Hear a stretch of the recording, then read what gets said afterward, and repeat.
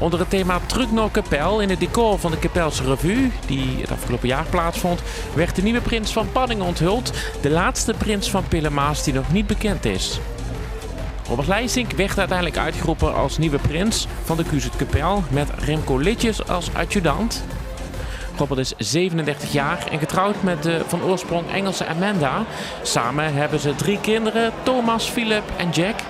Hij is eigenaar van Fruitful Berries, een bedrijf dat zich richt op de import en export van zacht fruit.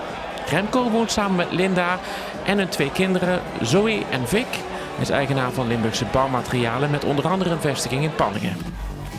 Ties van der Goor werd eerder op de middag uitgeroepen als jeugdprins van Kapel.